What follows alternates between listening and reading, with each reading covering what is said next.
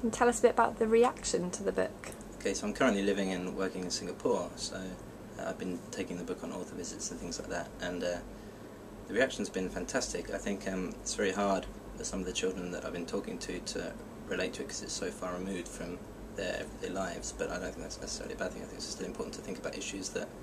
are not a part of your everyday life, and the way that I've been trying to get the younger children to kind of tap into it was to take a box of my belongings from my home, and in this box I put like photos of my children, a football, my iPod, all things that were important to me that showed where I belong and that what's important to me is my family. And I also put my passport and my birth certificate in there, and then I handed these things out to the children at the start of the visit, and we talked about them.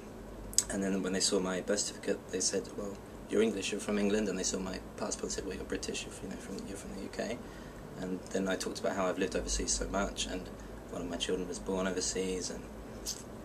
does that have an influence on who I am and where I belong? And it was that question, where do I belong, which was in the front of my mind when I started writing the book back in London. And at the end of the story, when we talk about what happened to the boy and what happened to where's he gone, what's happened to him now,